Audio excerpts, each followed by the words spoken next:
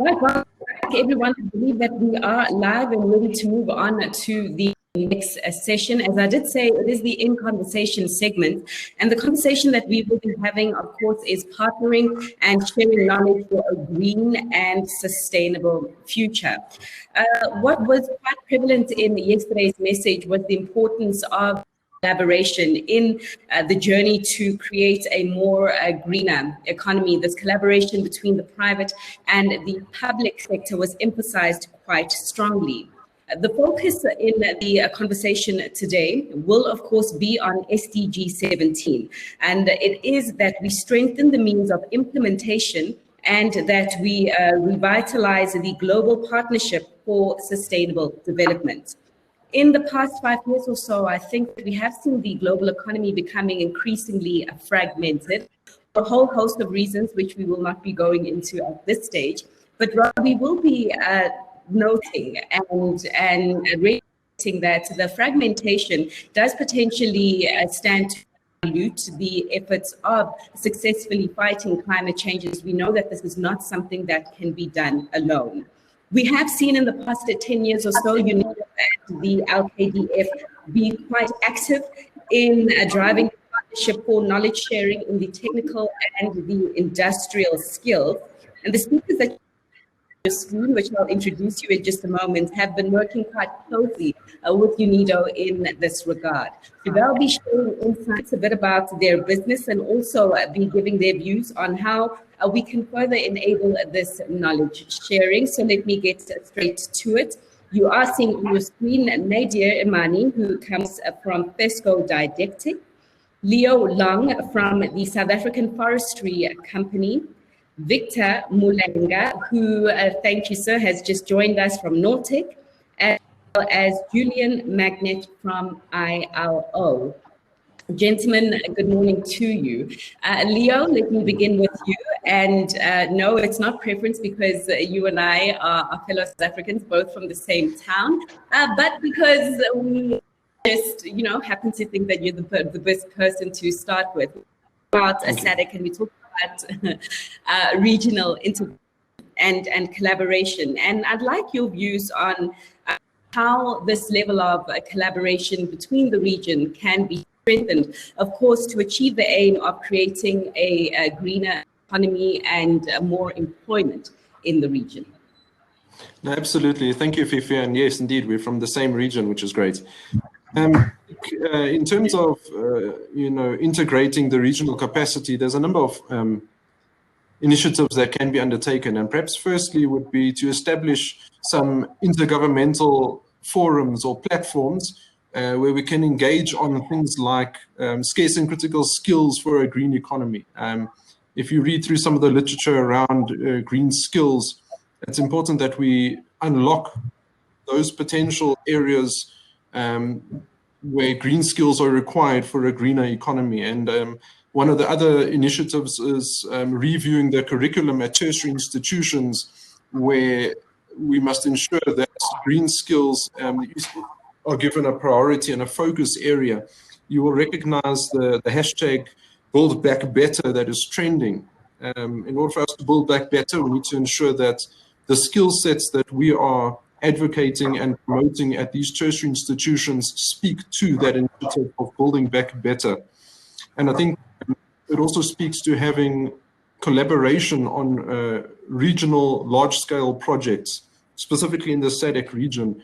And I think international organizations like UNIDO, you've mentioned, has the ability, the cross-cutting, overarching ability to bring those interstate projects onto the fore, where we can see expertise, you know, cross-pollination between different institutions, international institutions and organizations like UNIDO, UNICEF, and so forth.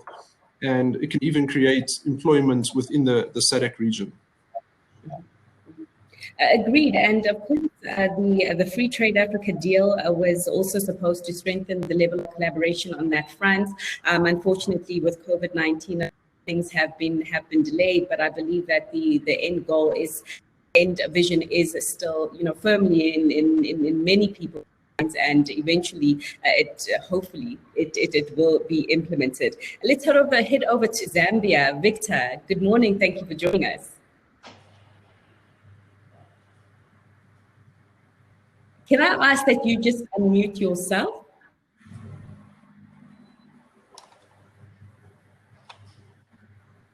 Okay, so what we'll do is just get the technical team to assist Victor with his audio there. Victor, I'm going to come back to you just to make sure that we can hear everything that you have to say. And actually head over to Germany, I believe, where Nader is speaking to us from. Nader, so FESTO Didactic, it does work with UNIDO in Morocco, I am told, in the water sector to improve water management practices there. In your view, what are the main challenges related to the water sector in the Amena region? Well, let me start by saying that basically the topic of water is just not only a matter of or difficulty of MENA. I still remember as I was a child and listening to my geography professors, he was telling us, well, you are 5 billion on the planet. Today, we are 7.5 billion on the planet. That means within the generation, the world population has been increasing by almost 50%. And the quantity of water hasn't. The quantity of water on the planet, it is what it used to be. That means the use of water per capita is just, decreasing and is increasing, and the water per capita is actually decreasing. And this means that actually the nature is not any longer in position to recycle the water. We need technologies.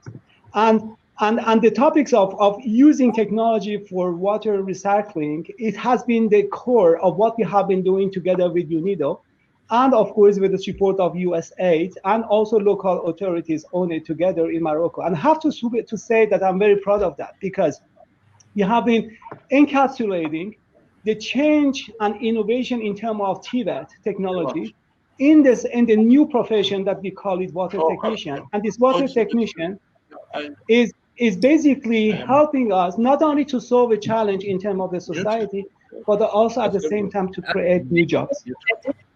Let me just ask you to pause. Can I ask my technical team to maybe assist with Victor behind the scenes? And then as soon as everything is okay, we can come back while we continue this discussion. Sure. All right. Okay. Hello. Or maybe Victor, hi. Can you hear me? I can hear you, but I'm hearing several voices. I'm hearing several voices. Okay, Victor, can I kindly ask that you mute your video and your audio, and the technical team will assist you in the technical issues that you're having regarding voices. And as the technical team is doing that, let us continue with the discussion, Nader, just to pick up on the points that you were making, really speaking to the fact that, the population growth, or rather the quantity of water is not kept up with the population growth, and this is a troubling equation. If you could just take it from there. Yes, yes. The fact is that we just need just simply water for life, right? Cooking, washing, cleaning. Water is just important for us, but not also in terms of private use and the urban context, but also in the industrial context. So the industry, to get developed, needs increasingly a quantity of water and water consumption. So food sectors, textile industries, mining sectors. So just to name few. And the topic of recycling of water becomes very important. We just need simply to recycle the water if we want to have a sustainable future. So yes, in terms of green skills, we can really say that water technology is really much, or the water technologies is very much a kind of skills that the world population needs in order to solve the problem of the challenge of water and access to water, the SDG 6, but also at the same time to create new jobs and create employability.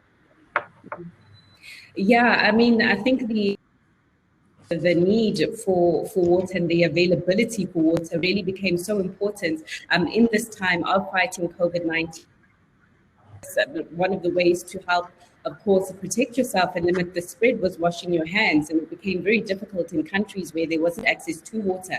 Here in South Africa, there were some regions where we didn't have, or people didn't have adequate access to water, and we see how problematic that became. We'll come back to you in just a moment, Nader. I'd like your thoughts, Julian, particularly with the overarching theme for today's program, of course, being people and young entrepreneurs, and how we can include them more in this new economy that we're trying to build. I believe that Cambodia is vibrantly young and a growing nation, and that you or the UN has joined forces to promote decent employment for the youth there and also reduce inequality in the country. What, in your view, are the most pressing challenges, particularly to address and reduce skills mismatch that is currently taking place?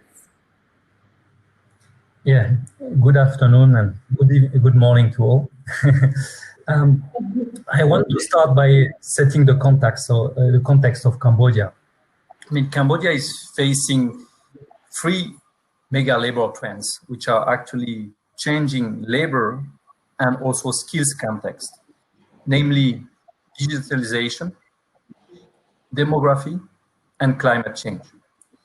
In top of that, Cambodia, it was mentioned earlier in the discussion, is also facing COVID-19. And we already project that the economic growth in 2020 will contract from 7% to -4%. It will have a lot of impact. But it gives us also an opportunity to support the development of a better new normal skills development system in Cambodia, including innovation, including digital change, green and inclusive dimension.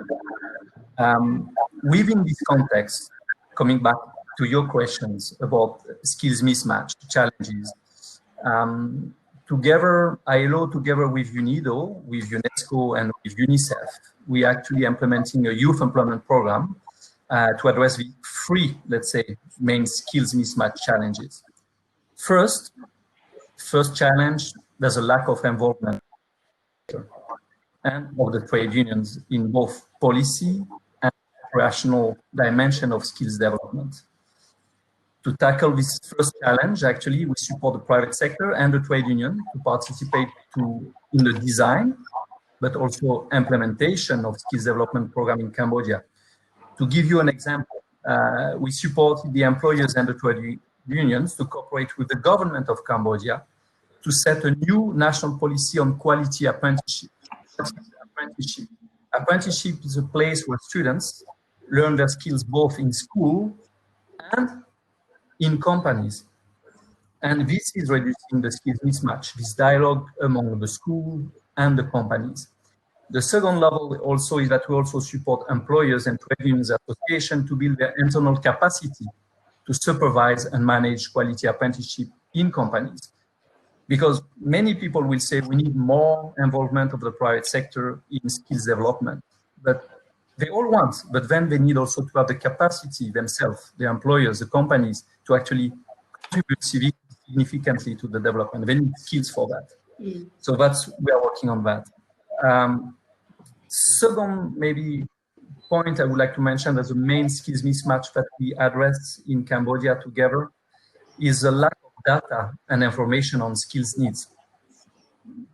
There's no real data. What are the jobs needed currently? What are the skills needed currently and tomorrow? And if we want young people to access decent jobs, they need to get skills required by the private sector now, but also tomorrow. And to address this, we're working at 2 levels. First, we are some gaps. The gaps in terms of soft skills and digital skills. And we include actually both digital and soft skills component into the TVET programs. That's one. And number 2, actually, we support the National Employment Service Company in order to build a new system, a new skills anticipation system that will help them to actually get us data. So that's the second point. And then last but not least, but maybe I will develop a bit further later, is that there's a substantial green skills gap in Cambodia. And together, again, we are supporting both TVET institutions, private companies to green their programs, but also to green their production. And I feel that it's really crucial for the Cambodian economy to be part of it, but also for humanity as a whole. Mm-hmm.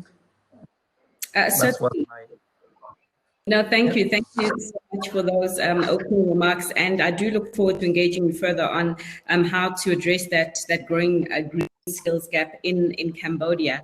Victor, I hope you can hear me loud and clear. I'm really excited to be speaking with you. And I was just continuing with this, the picture of youth unemployment, because like Cambodia, Zambia is quite a youthful nation, one of the youngest continents in Africa, and that is also facing quite a significant problem when it comes to youth unemployment. I imagine that you'll tell me that COVID-19 has made the situation a lot worse.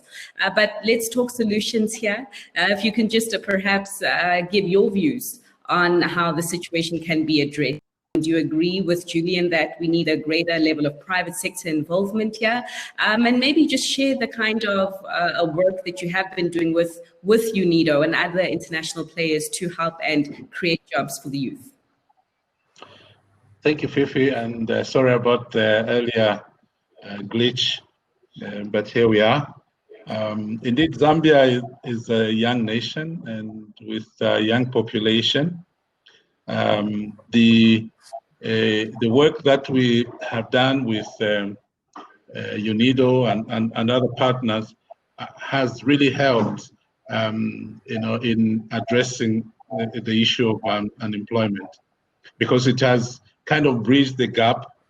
As you know, as a training institution, NOTEC is a training institution, supplying trained manpower to industry. And as a training institution, we lag behind a little bit in terms of technology, and the coming in of UNIDO, CEDA, and Volvo gave us an uplift in terms of technology.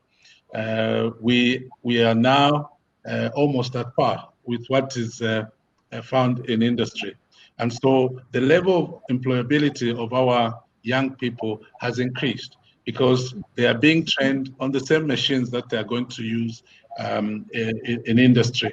And they don't have to be retrained by industry, because in the past, what would happen is that we will give them the basics of training, and because we are using old training equipment, they go to industry and they are retrained by industry in order for them to be assimilated in the system. So the employability of our young people has really improved. The problem, of course, is the number of companies that are available, and this is why private companies should really come into to help, because the young people are trained, but there are no jobs to be given to them.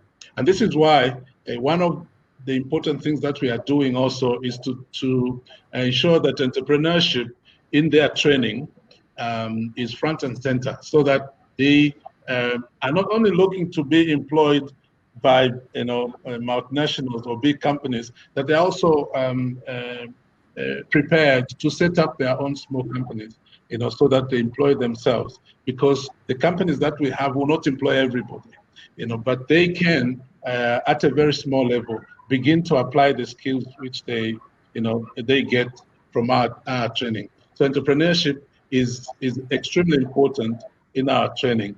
And what we have done with UNIDO is to go back to the curriculum and review it, so that it is also brought to up to speed. And because it has been brought up to speed, we also emphasize, as I said, things like entrepreneurship and soft skills, because attitude is also important. Some of them would like to go and want to drive big cars when they get employed, and yet it is important to understand that you can start small and begin to grow. And most countries have actually grown because they emphasize on these SMEs or small entrepreneurs who have grown and contributed to the economy of such countries. So working with UNIDO has been very, very helpful indeed. It is great to hear, and I can see there is a general level of agreement amongst the panelists. Leo, you just, nodded there in agreement throughout the various things that Victor was saying, and of course he was expressing similar sentiments that you did at the start. But I'd like to focus your thoughts on the forests. As the young entrepreneur Rafaela was saying, this is planet home, right? And we need to make sure that is well looked after. I'd like your view on how you feel that the international community, but perhaps even government, can work together a lot more closely to protect the forestry sector and also to exploit potentials in that sector to provide employment.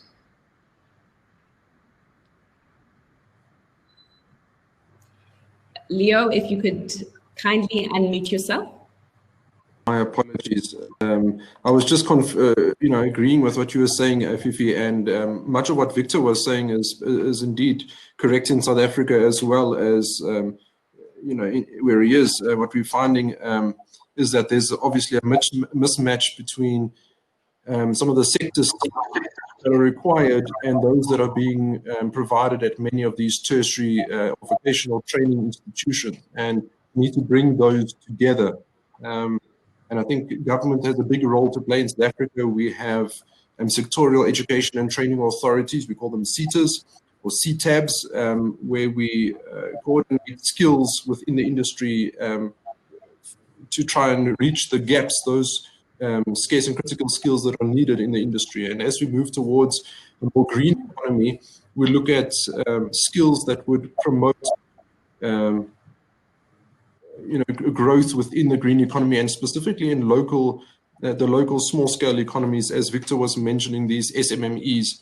And I think the forest industry is much the same as many of the other industries. We obviously are negatively impacted upon by many internal and external factors. The industry operates in very rural areas, so I think we have a great opportunity for local economic development projects. And I think for skills development as well, there is a large pool from which we can source youth that we can upskill them in the required fields of study.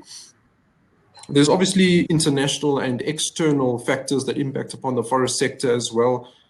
Climate change being one of the largest and most severe impacts in terms of extreme weather events, droughts, increase in fires.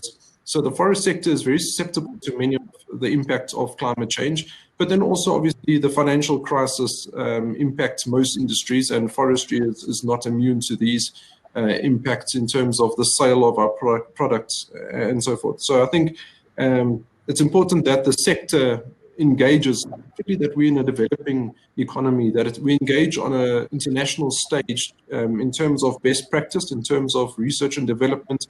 How can we learn, we can evolve and adapt, that our sector is more sustainable in the long term, and how can we change our practices to make them more sustainable. And I think we also, when you meet on a global stage, we can address commonalities. Climate change, poverty, unemployment, and I think even gender-based violence, as we've seen as a major issue, and working in a rural areas with many of our forests, I think we have the ability as a sector to address many of these challenges. And I think even a platform like this very one is good, that we can give voice to many of these challenges, and that we can bring together the brains, as we see here with the panelists together, and say, what are the solutions? How can we, as an international community, address the common challenges that we face? Thank you. Agreed 100%. We look forward to hearing from more of the brains from the audience, of course. Feel free to pass through any comments that you have for the speakers, or any questions that you would like to pose to them, perhaps if you are facing similar challenges in your regions as well. The whole purpose of this event, of course, is to share knowledge and to share based practice.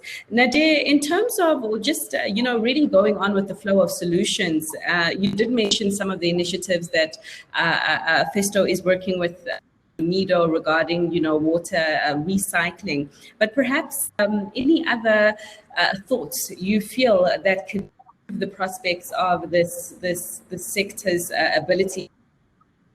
And also, I'd like your views on an idea that was expressed by Victor and by Leo as well regarding reviewing of the curricula at current institutions.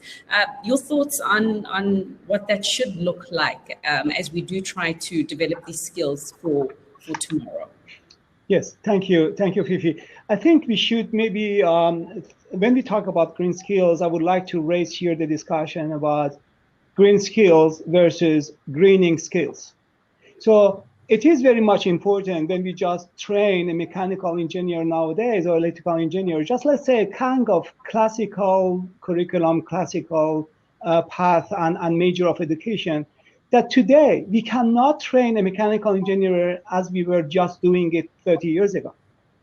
In my case, nobody was really telling me where the energy is coming from. The energy was just there. So you as a future mechanical engineer, you just need to design the machine. And we were just not paying attention to the energy consumption. Today, it should be different. Today, the kind of mechanical engineer we are training should really be sensible on the use of energy and the use of the resources. So waste avoidance is very much important. So whatever the education pattern that we have today, it should be all turning towards greening. And I think this is very much a kind of appeal, a kind of pledging that we just really need to put on the education systems, on the supply side of education. So it is, yes, part of the education reform that countries have to go through. And we have to pay attention on how far we can make our existing education system in a greening way. But yes, of course, we have also the green skills. And this is the kind of the water technician that I was just mentioning before. New jobs, new professions that are not existing, were not existing, but will be existing today or tomorrow. And we need to design them. We need to develop them. And I think this is also a kind of matchmaking between the supply and the demand. And the demand side is very important to take the ownership. I was just mentioning to the topic of the employability that Victor was saying in Zambia. We cannot say that the education system has to be in its isolated island and just work on the education supply without consideration on the labor market. So it has to go hand in hand together. And I think the labor market has to take the ownership of education, has to be part and stakeholder. And in that sense, we can then define on the long term, what is the need of a kind of society or a country. I would like to mention, for example, in the H2O program, H2O Maghreb program that we have done together with UNIDO, we were also matchmaking the kind of education of water technicians that we need to be together and match with the so-called Hydraulic National Plan 2015, where Morocco is actually planning in order to have access to water and water supply for different purposes, whether it's urban areas, agricultural areas, industrial areas. So I would like to, maybe as another example, just not to really remain in this water sector, I would like to discuss, for example, some areas that we are doing and trying to innovate on education, which is Industry 4.0. Why Industry 4.0 is so attractive to the industry? Because it helps us to be more productive, more efficient on the industry and manufacturing sector. Consuming less energy, having a more output, more outcome, avoiding waste, and therefore more environmental friendly, and making the industry being a driving force of the economy of a country. Okay, perfect. And can I just ask my fellow speakers to kindly be aware, these computers are so alert. Any kind of movement that you'd like to make to your or your anything, just make sure before you do that movement, be on mute, because it does come across in the discussion. And then, of course, remember to unmute yourself so that you can answer the question. Julian, just coming back to you, there's a couple of questions that have come through. And before I take them, I'd just like you to complete your previous thoughts regarding the green skills gap in and how this can be plugged. And I suppose you'll feed off from said that it needs to be a supply-demand partnership here. The business and industry needs to be talking to, perhaps government and even the education sector about what skills are needed. Talk to me about that. And also, of course, we are assuming a harmonious relationship here between business and government, which is not always the case. I mean, the two don't always agree on certain ways of doing things, which makes and sometimes delays processes. So as you do address the issue of filling the skills gap and how you are doing that, perhaps also some of the challenges to doing that and how you're overcoming those. Yes, thank you. First, I want to tell you one thing, is that Cambodia is already experiencing climate change. And I think it was good that Nader spoke just before me, because, I mean, what happens now more and more recurrently in Cambodia are droughts. And it's not only affecting farmers. Actually, the last year's Phnom Penh urban inhabitants started for the first time to experience water shortages. The reality is that climate change will increasingly affect the GDP of Cambodia, the quality of people, and the quality of work. We understand that working outside as a construction worker or as a farmer, when it's very hot, it's pretty tough, and it will be tougher in the next years. So we, together with UNIDO, UNICEF, and UNESCO, we think that it can actually also provide us some opportunities. I mean, I think Leo and Nader mentioned, yes, we'll have also new jobs that will be created and new opportunities. And for this, we're working on two main dimensions in Cambodia together. First, I mean, as mentioned, Leo, we focused at the sector level, and we cooperate with actually sectoral skills council that do have representative of the government and the employers. And they are the one who was actually helping us to design the new skills that are needed, the new green skills that are needed for the jobs that are existing, and also thinking what will be the new job that Nader mentioned. So that was one thing. What we did concretely for the construction and tourism sector, we actually mapped what were the green skills gaps, and then we integrated them into the existing national curriculum. And we supported the government and the companies to do that together. That's what we did. Second aspect is also to support the teachers, teach these skills, and also the company supervisors and technicians to teach these skills to the younger workers. So we focus on these two elements. And maybe, instead of going into technical detail, I will give you one example. We created the Cambodian national plumbing system, and both the aspiring but also the existing workers, existing plumbers. These green plumbers started by themselves after the training to actually not only with their blue worker collar fix problems, but also started a new thing. They started to advise hotel owners or private house owners to save energy, save water, to save electricity by introducing new techniques and new green technologies. And for me, that was fascinating, not only because they were saving costs, but also because I've seen the social status improvement of the people, and our proud aim to become not only a worker, but someone who can advise others to save cost, but also to save the planet. And I think that was very important for me. And to see in the eyes of their children, of their family, of their father, how proud they were of their family members that succeeded in this program. That was huge. So that was something very important to me. I think also mentioning touching what Nader mentioned about innovation. Now we are launching next week a digital TVET call for innovation. So what we are going to ask is that to ask public and private institutions in Cambodia to imagine new online training methodologies to promote new skills, including new green skills. And we want also the young people and to think out of the box and to give us new solutions that are more adapted for their country. So okay.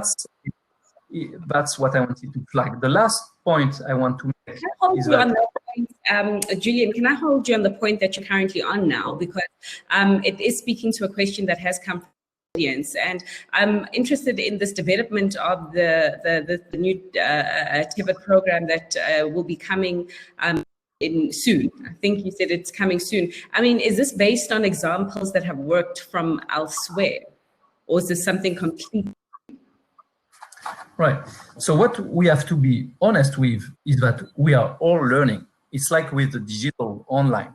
This is something that we have no UN institution.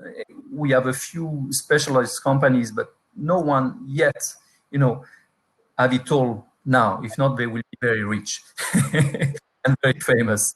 But what we are doing, and we did it, for instance, at the regional level.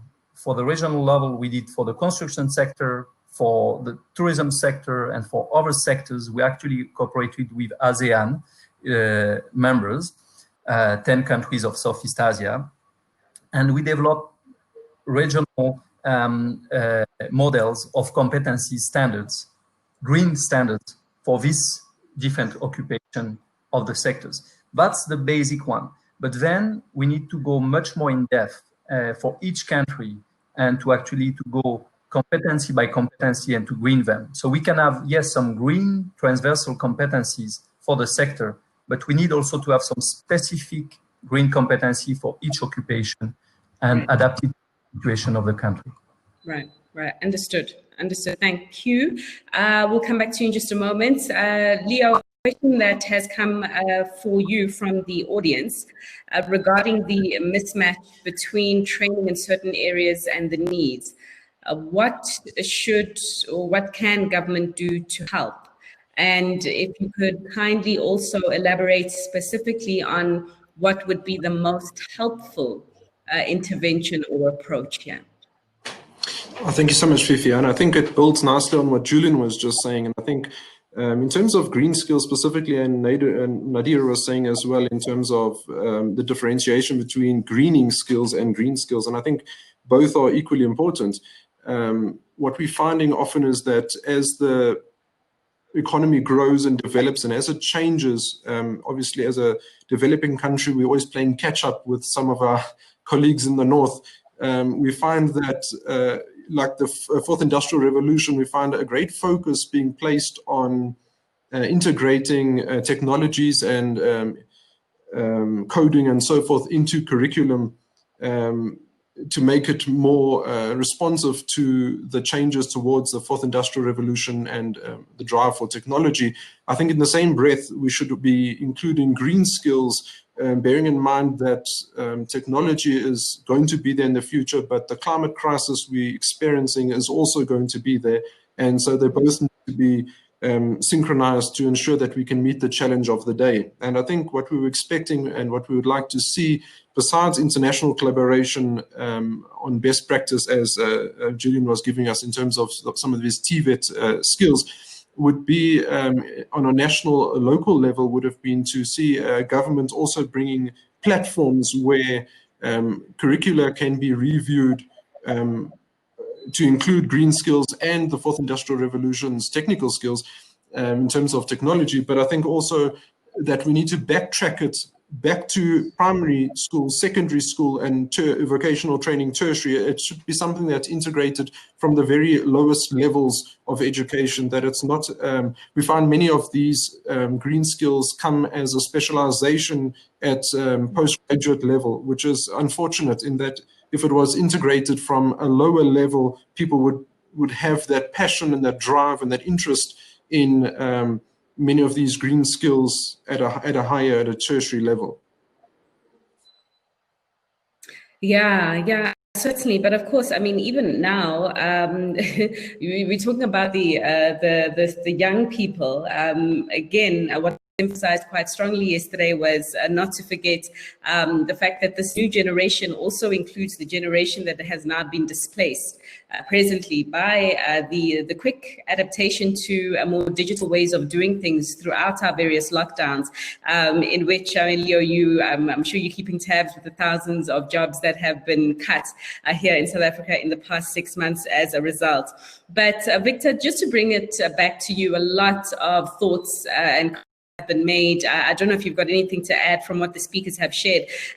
Also, speaking specifically to the youth unemployment situation in Zambia, and perhaps addressing the areas industry leaders can presently come in to offer some opportunities for the youth.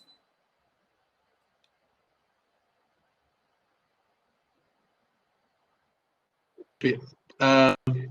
I just wanted also to, before I answer your question or comment on what you've just said, to say it is true that we need to green the skills. We need to bring in the curriculum, as we are training, issues that are going to produce green skills. In our developing countries, sometimes we must also probably emphasize that we need to actually green the policies that are coming from government, because if we green, say, the curriculum, people with skills, and they go into industry, or they go into an environment where policies are not supporting what they have learned, they may again end up redundant. And so I'm of the opinion that we need to move together, government as the driver of everything, that it is important that we sell the issue of greening skills. Because if on one hand we are importing cars that are rejected elsewhere, cars that are emitting fumes in the atmosphere, and we are not controlling these emissions. And here we are at Nortec, we are working with UNIDO, where the technology that we are using now is compliant with European emission standards. The student gets out of Nortec with this knowledge, but finds that we are not really using the standards that the student learns. So I think it is all of us moving together and ensuring that, for instance, if we give an example of emissions, into the atmosphere, that the policies that are there are supporting, what we are trying to do in institutions of learning, supported by partners such as UNIDO, SIDA, and VOVO, in our case, and of course other partners that we are working with in the institution. So I think that is extremely important, in my opinion, because that also eventually, if the policies are amenable to green skills, it also ensures that anyone who comes in to invest, or private companies that are investing, will ensure that they will bring in, or the technology they'll be using, will be that which is compliant to what we are trying to do in terms of climate change, and helping our environment not to deteriorate to a point where we will have huge problems. So and when they come, then we'll have employment for the young people, because they are being trained in institutions of learning, which has greened the curriculum, and they are coming out with green skills, and they're finding in the economy opportunities which are compliant with green skills. Nader, I think generally, I think everyone is on the same page regarding the fact that we do need to towards this lower carbon economy. Many have felt firsthand the effects, for instance, of adverse weather conditions on their business and their pockets. And there was a gentleman who was joining the show or yesterday, and he was speaking about the very hot weather in his parts of the world. But I wonder if you'd like to pick up on Victor's thoughts on, you know, these green policies. And I do wonder if it is as easy said as done. And I ask this because I did see what happened in my country when the carbon tax was brought to the table. A lot of toing and froing and delays and disagreements. Eventually we got it, but COVID-19 also added a spanner in the works, and they could possibly, or there was some relief given to companies in terms of paying it this time around.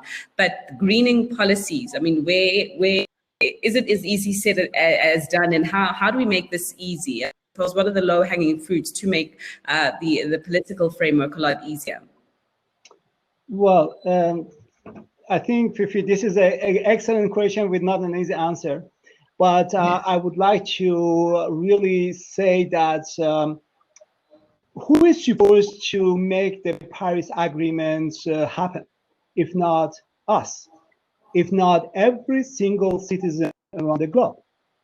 And how can we make people engage as advocates of the Paris Agreement, of a carbon-free economy, if it is not done through education? I think we should not really underestimate the impact of technology that nowadays we can really have.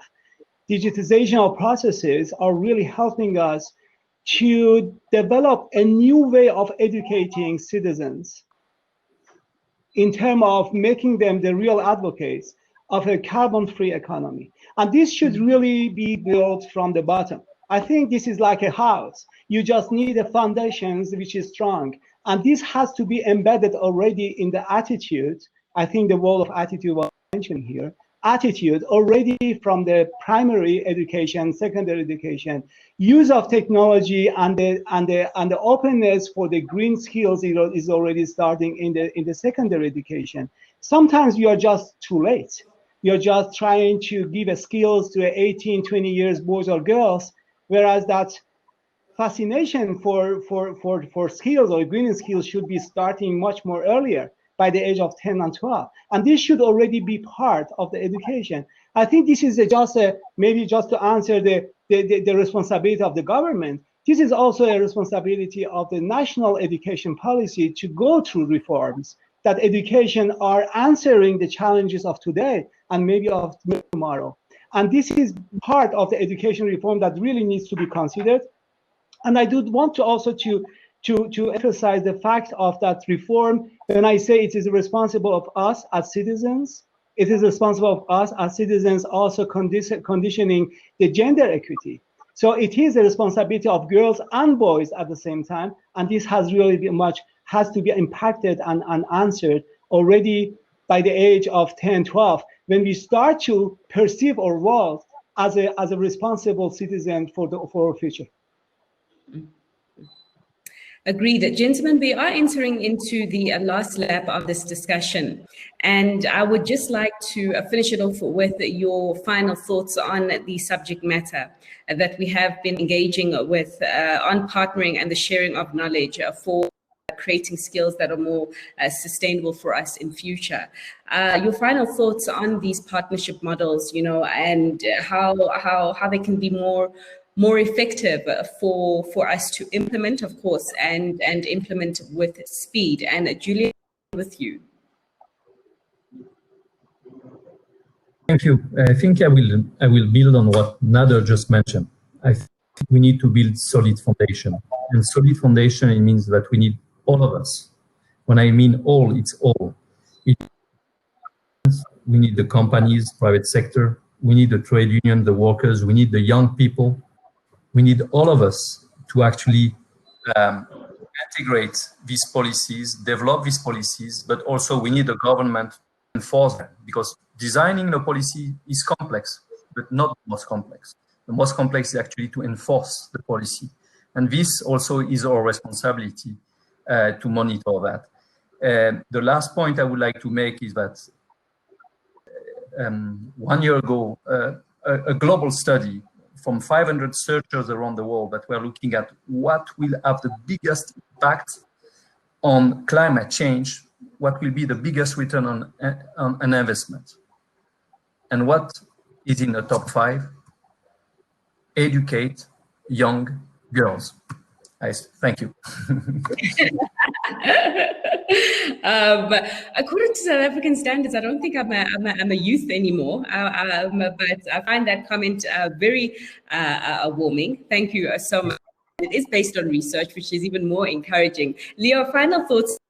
I mean, Julian, I think the first point he did speak about was building the foundation, and that involving this multi-stakeholder approach. I imagine that quite a big degree of transparency will be needed to do that successfully if you've got all these players coming under one room to decide on how best to go forward. But your final thoughts on the conversation of partnering and sharing knowledge for a more sustainable future?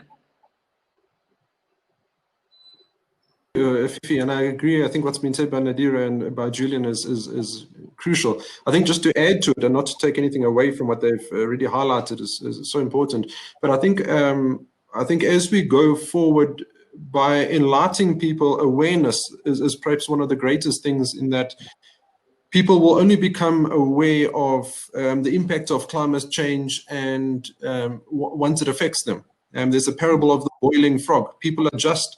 They change themselves to the new scenario so easily. People are so good at adapting that we never really realize the effect until it's too late. We've seen in South Africa itself, Cape Town, we had day 0 in terms of what they were anticipating, a water crisis. And I think we're so good at adapting as people that we don't realize the crisis until it may be too late. And I think it will take a concerted effort of all, as Julian said, everybody needs to participate. And I think once we can raise that level of awareness amongst the population of the world, the 7.5 billion that Nader spoke of, once everybody is aware of the individual impact, I mean, once we know that it's those rural populations that are hardest hit in terms of food security, poverty levels are only increasing. We've seen the loss of jobs skyrocketing with COVID-19. And I think once we get that level of awareness, we can start to see real change and people changing their habits, their attitudes. And I think perhaps a parting thought would be, even in consumerism, once we start to see people buying differently, once we start to buy products that support nature, we'll start looking for those labels, consumer labels on the back of a packet. That means you're buying this packet, you're supporting ecosystem services or sustainable forest management, whatever the case may be. That is when we really make real change, when people start putting their money where their mouth is. Thank you. Definitely. But I imagine that quite a big element of driving the consumer element also will be that these products will need to be competitive, because ultimately, and especially as many of our economies are emerging from a recession, as Gillian did paint the picture in Cambodia, and it's a similar picture here, I suppose, even worse in South Africa. So money will be very important, and we can support such initiatives, but the products offerings themselves need to be competitive to allow consumers to engage more. I couldn't help but think of a certain image that came to mind when you said that people only react once it's too late, once it's a certain event hits them. I just had a certain individual come to mind who only started wearing masks once it hit. No name shall be shared, of course. We'll keep this politically neutral. But nonetheless, Victor, coming to the closing thought from yourself, and perhaps just building on what your peers have just shared.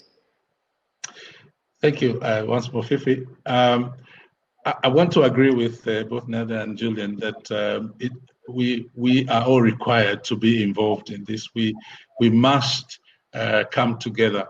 And usually, in most times, it's the women who are left behind. And we've seen this in our institution, that when we started working with UNIDO, we only had, in the heavy equipment engineering program, which we have done with UNIDO, under the first phase, we had 1%, girls in that program. But as we have gone out in the field to try and share what we are doing, we've seen this number rise to 13% of the total number of students in that section. And I think it's important that we don't leave anybody behind, that we move and move together. We are also upscaling because we have been privileged to work with partners. Other institutions in the country have not had that privilege. So what we want to do is to share the knowledge that we have acquired with other institutions. So when this is done, what we have planned is to ensure that other institutions in the country, in Zambia, are going to receive the knowledge that we have acquired, because our members of staff have attended several training sessions in Zambia and outside Zambia. Experts have come from Europe and all over the world to come and teach. And this information, for us, we understand that if it is going to be useful, it must be shared. We must actually speak to others about it. This is the only way we are going to carry everyone forward. I agree that the change element is to green our education system. Indeed, implementing policy is very difficult, but it's not impossible. We must indeed work to implement a greening, policies which are green. Thank you, Fifi. Agreed. Perfect. Nader, if you can just close us off with your final thoughts briefly. Yes, let me just start to say that SDG 17 partnership for me is the most beautiful SDG, because it is empowering and enabling all others to happen. And for me also, partnership means also complementarity, things that we cannot do alone, but we could do together. I think that togetherness is really bringing the strengths that we may have from the private sector, from the public sector, and gear that's empowering and enabling together. I think what is just Victor said is very important. We also have an expression here in southern part of Germany which says, do good and talk about it. So we are very proud to talk about our project, because we hope that this will be also multipliers for new projects to come, also in terms of what we are just saying, SDG and sustainability. Perfect point to finish off the discussion on. Gentlemen, thank you so much for your insights and providing all the valuable information and sharing all the valuable information in your minds with us on this platform.